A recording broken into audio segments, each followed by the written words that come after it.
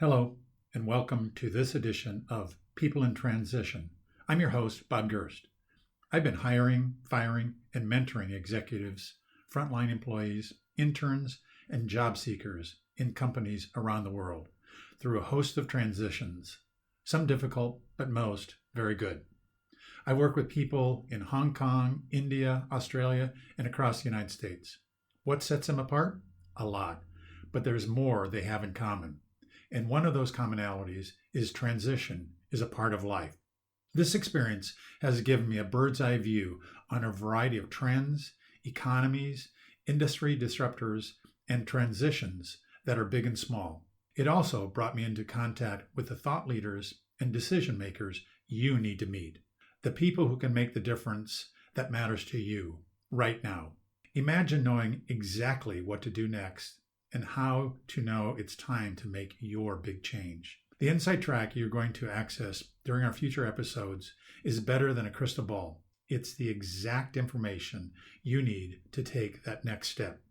Whether you're a new grad applying for your first professional job, someone looking to transition your work experience into a promotion, launching your own company, or maybe even starting to plan your retirement, you're in transition, and this series is for you.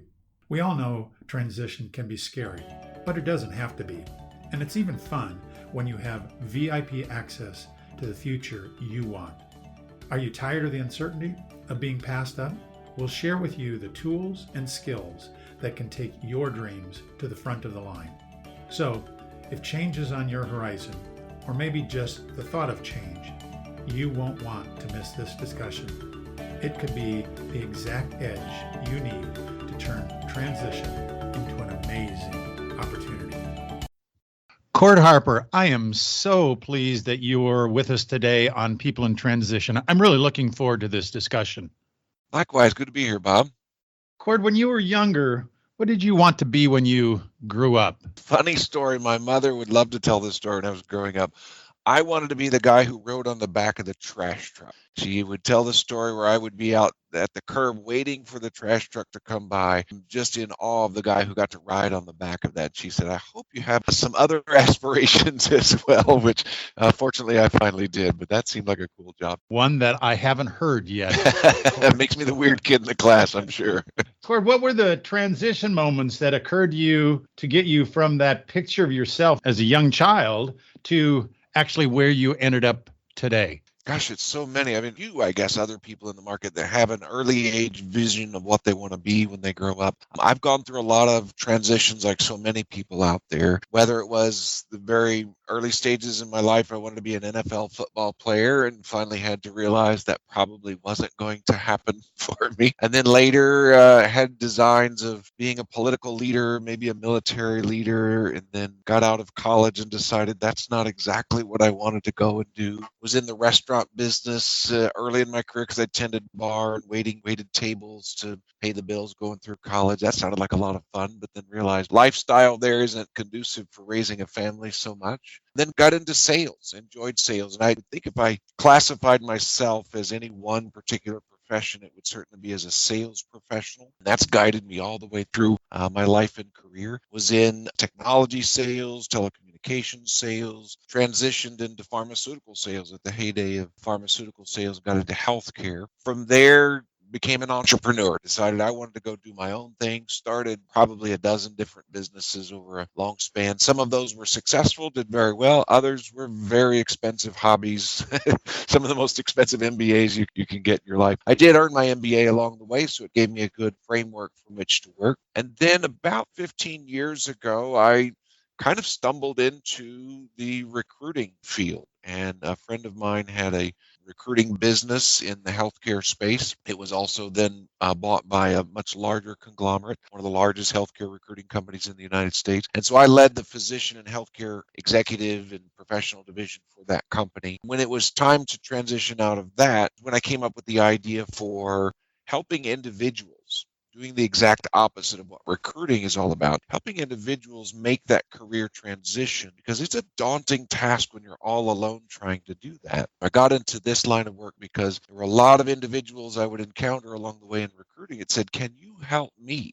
Can you help me as an individual? I really like working with you and your team. And our answer at that time had to be no, because recruiters work for employers. They don't work for the individual. The light bulb finally went off in my head as an entrepreneur. It said, there's a huge need there. So I started this company a little over 10 years ago and said, we're going to help individuals make this daunting transition a whole lot easier. Cord, how do you define networking and how do you measure your networking success? Most people, when they hear the term networking, we default to who we already know, right? People we grew up with, people we went to school with, we worked with, go to church with, etc. That is a small part of networking, but it's a very, very small subset. 99% of the people you really need to know could help you are people you don't know today. So one of the most important areas of networking is being able to reach out to a whole lot of people you don't know and start a conversation. Now, here's the big barrier with that: fear.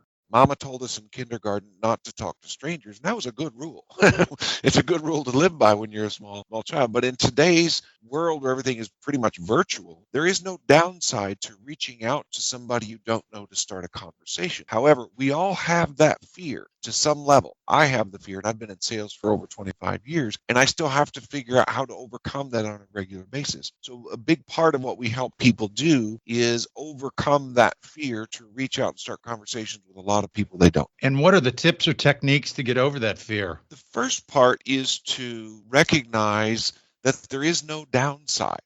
So I always like to tell clients, our job is to help you look under the bed with the flashlight checking for monsters. And when we don't see the monsters, then we recognize it's okay, because we magnify in our heads what those fears are. We're imagining that when we reach out to somebody we don't know, there's going to be this horrible response: go away, you stalker person, you're bothering me. How do you live with yourself at night for sending this email? Rarely ever is there anything like that that comes back. On those few occasions where there could be that kind of lie, it's usually a lot less sharp than what I just described. And even if it were that sharp, it's really not about you. That person doesn't know you. They're having a bad day on their own, and they will forget about you in less than 5 minutes because they've moved on.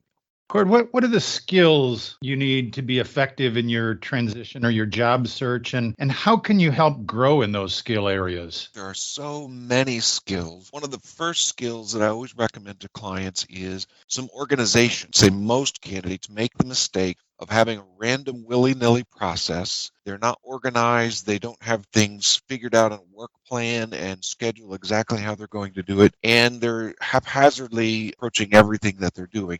Another good skill to have is making sure you take the time and focus on building your brand. Many people understand and they read articles about building their brand and they think, okay, a good enough brand isn't. It has to really go to the nth degree on making sure that that brand conveys the value and the message you want the recipients to see. Interviewing skills, absolutely critical to have top-notch interviewing skills, because this is how decisions are made in the transition process.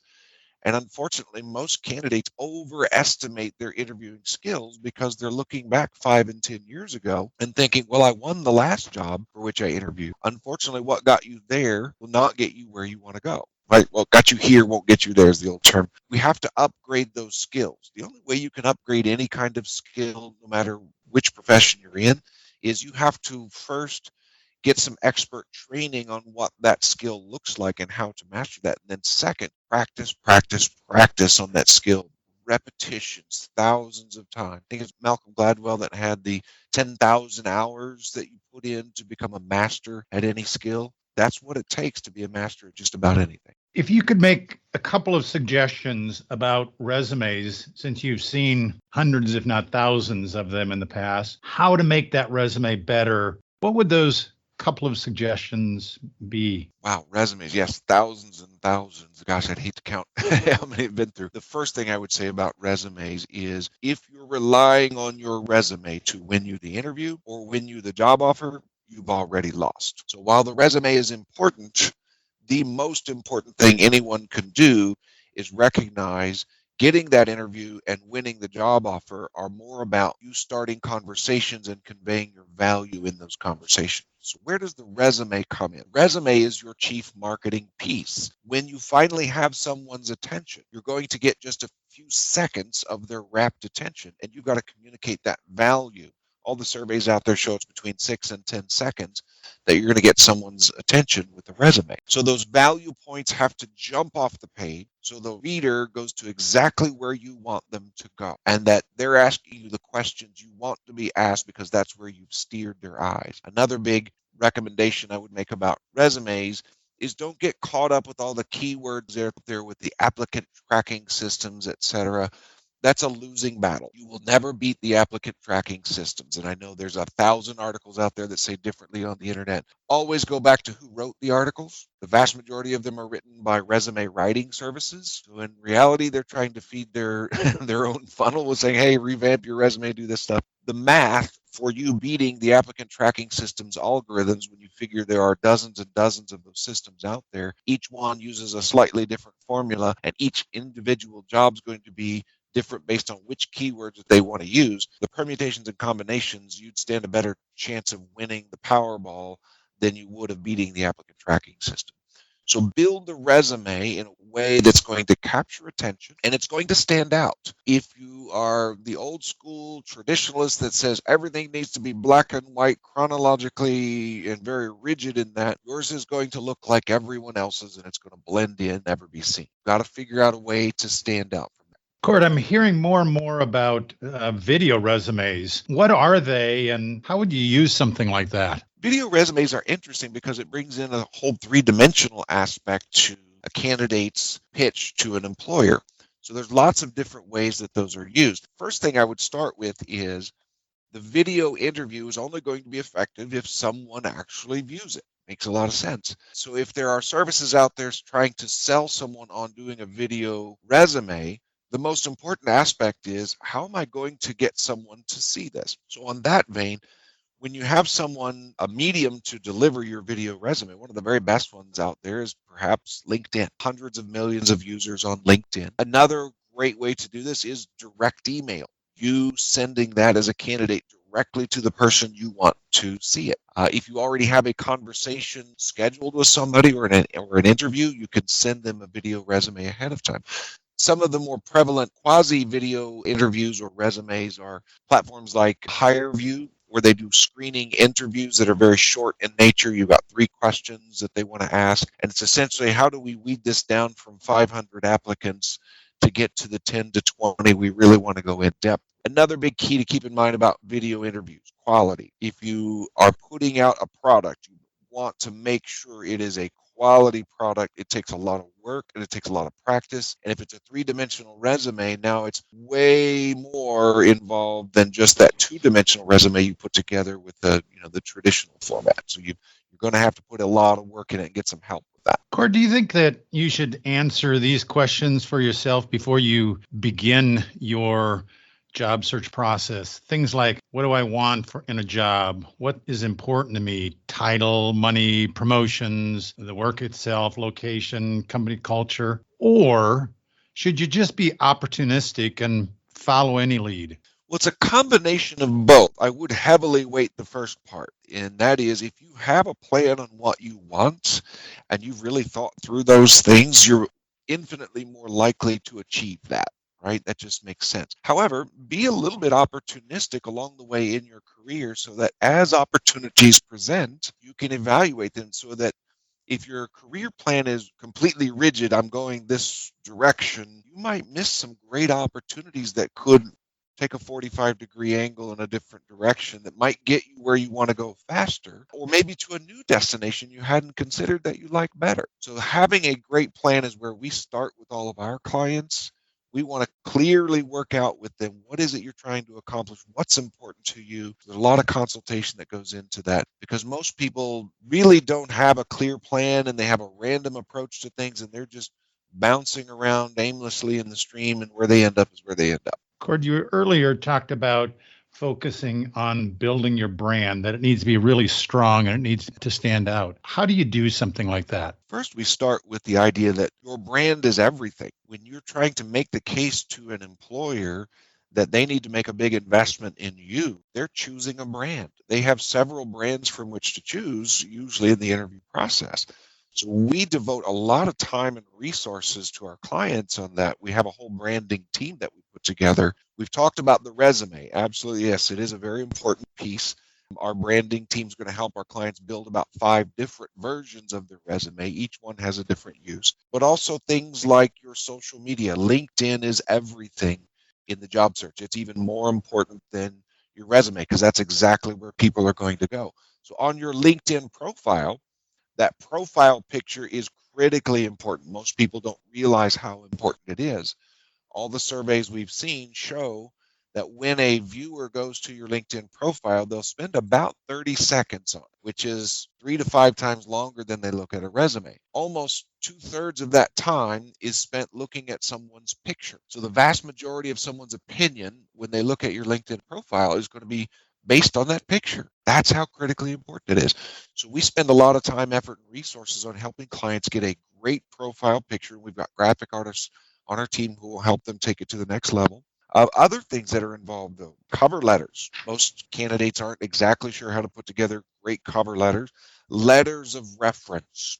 Don't just put together the lists of names and contact information on a piece of paper that you give at the end of the process. Letters of reference that you gather on the very beginning help you influence that decision earlier in the process in a very positive way. There's all kinds of articles that we write on that. When we get into the interview skills, we teach our clients a whole new methodology for interviewing called the proactive interview model. It's designed to help them steer the interview. And that all starts from the very opening statement. We call it the branding statement. It's also called a value proposition, an elevator pitch. In 1 to 2 minutes, who are you? What do you bring to the table of value? How does that differentiate yourself? And why would I be interested as an employer to choose you? If you nail that opening statement, you're way ahead in that interview process versus most candidates who go on a 15-minute recitation of their resume, their life history, and their hobbies and interests.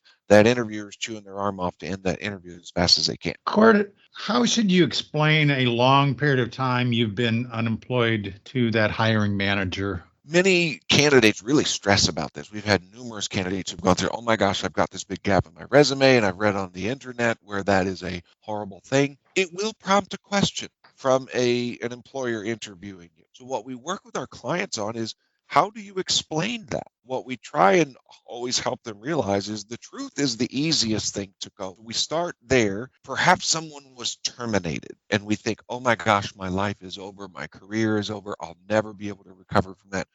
We've helped hundreds of people recover and grow their careers, getting it back on track, even after being terminated, even perhaps for cause. That is not the end of your life. It is not the end of your career. You have to be able to give a reasonable explanation. Where we get ourselves in trouble as candidates is we're inside of our own heads, and then our emotions start to take control, and we want to do too much explaining as we're going through. The more and more we're trying to explain the backstory on it, the worse it gets. So we help our clients come up with great narratives that keep it simple, keep it short, and most of the time the interviewer says, okay, sounds reasonable, and they move on. So many hiring managers have been in that spot themselves. So you're right. I think that if you keep it kind of short and simple, they'll be able to relate to it. Cord, what do you make of the great resignation or the tremendous churn that's going on in the labor market today? What impact does that have on our job seekers? Well, we think right away when we read that, oh my gosh, jobs are out there like low-hanging fruit. They're everywhere. It's going to be easy for me to go get a great job. The challenge is, from an individual standpoint, it doesn't always appear that way. And we have a lot of prospective clients who come on board like, where are all these jobs everyone's talking about? We also read articles about the hidden job market. It's not that these jobs are necessarily hidden. It requires the candidate to do some work and some networking and some prospecting to uncover these opportunities because they're not going to immediately be evident. However, there are a lot of jobs out there that are advertised and posted. In any economy, definitely in today's economy, there's a burst of job openings that we'll find out there. The difficulty is the great resignation, by definition, means there's double the number of candidates out there considering changing jobs. So that means the competition for these jobs is even now that much greater. That means upgrading our skills in the whole interview process, upgrading our branding pieces so we can quickly and powerfully convey that value have to be even better.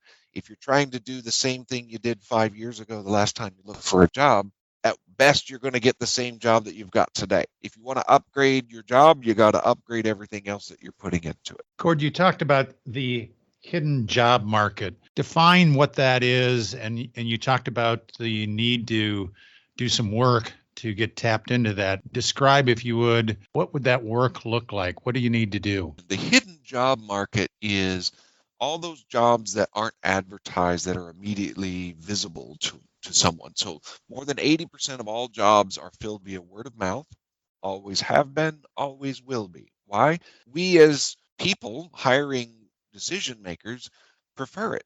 If we have a better sense of who this person is because they're a friend of a connection, etc., we trust that person more than somebody who just came through an application portal that has a great resume. And we're going to default to that time and time again. Most candidates, if they sit and reflect on the jobs they've had in their career, can quickly point to, yeah, goodness, most of my jobs, or at least a handful of them, I've gotten because of I knew somebody, right? Quite a few of those are internal promotions. There's a whole other subject talking about internal candidates, external candidates, etc. But those internal promotions are not immediately evident to everybody else outside. Sometimes they aren't immediately evident to the people inside. So what do we have to do in order to find those and to actually get our foot in the door and have conversations with real live humans? Take action. It all comes back to the same thing. First, have a targeting plan. Where are the kinds of places I want to go to work? Let me build a list of those. And now let's go find key people on the insides of those organizations. Let's make connections and let's start conversations. Why don't individuals do this a lot on their own? Number one, it's fear. The fear of reaching out to a lot of people we don't know. So we've talked about that. The second part is resources. How will I go through and find all these companies? I don't know where to begin. I could maybe come up with 4 or 5 companies, 10 at most, that I would know. So having access to databases and resources is important. And then finding the people. How will I be able to reach out to these people? So having, again, resources, finding their email addresses. These are the kinds of things we bring to the table for our clients. We can afford to invest in those resources because we're spreading that out over hundreds of clients, and then can help build lists for our clients to say, okay, the 5 companies this week you want to target are these. Here's the 5 to 10 key people on the inside who can help pull you through the back door. Here's their email addresses. Here's their LinkedIn profile. Then the other part is, what do I say? I don't know this person. There's kind of relating back to that fear. So we help them craft the verbiage to use so that all they have to do is copy, paste, put in that person's name and subject, hit send. And it increases their odds tenfold of getting their foot in the door versus just sending in an application to the HR team and waiting. That's a recipe for turning into Rip Van Winkle pretty quickly because most of the time you never hear anything. Cord, describe an accountability partner that will help you in your transition, and how would you use that person? Accountability partner, very similar to, we got January, right here upon us. Beginning of the year, every year, what do we all do? We set New Year's resolutions. Some of those resolutions are things like, I want to lose weight, I want to get in better shape, I'm going to go to the gym. Gym memberships spike in their sales this time of year.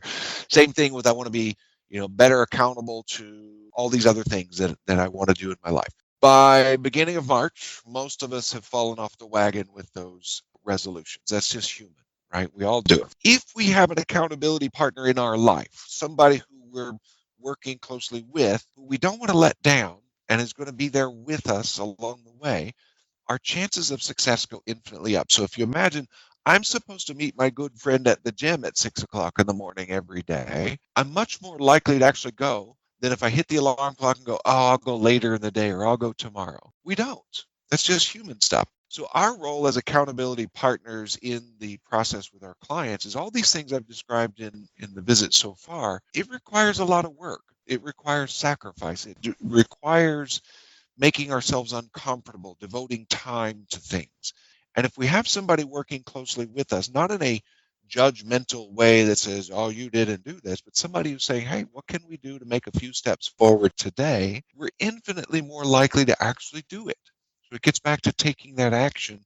The accountability partner helps us overcome those fears, helps us with the resources, and helps us move forward. How do you select someone to be your accountability partner? Well, I think first you have to have someone who truly cares about you and is bought in. They have an incentive for your success, right? So if there's an accountability partner that has no skin in the game for you getting the outcomes that you want, they're not usually the best accountability partner. So some examples of that, many articles out there will talk about having a mentor. Mentors are awesome. They're wonderful, but most of them are volunteers. And the challenge with volunteers is they're volunteers, right? You can't set expectations with a volunteer. If that volunteer gets busy or suddenly has their own challenges and whatever in life and they're not getting back to you, they're kind of gone. They also don't have a vested interest other than they care about you in you getting the outcome that you want. If there's a service that you're using to help you with that accountability partner, what's in it for them? If you're paying them a metered rate all along the way or everything up front, that model has an aberration to it because they don't really have a vested interest in your outcome. They're making money whether you get your outcome or not. So our model that we like to go with our clients that truly makes us an accountability partner is to partner with them. So the bulk of what they invest in our services, they don't pay until they do achieve that outcome. They kind of like that. Cord, you've seen hundreds, if not thousands, of people that go through transitions. What, in your experience, has been the single area that people struggle most with in transition management? Managing their internal emotions. I didn't fully appreciate that when I started the business over 10 years ago. I thought it would be a lot more about having the resources, having the training, having the right guidance, etc. In reflecting back to when I was making my own career transitions early in my life, it was a very emotional process. Many of us wrap our self-worth around what we do professionally. And if we don't have that going, our mojo goes backwards, our confidence takes a hit. We also have to realize there will be rejections along the way. Those rejections hurt. It's real. But having somebody there, that accountability partner who can help pick you up and saying, hey, it's okay. We just got closer to the thing that you really want. What can we pull out of this? What can we learn from it?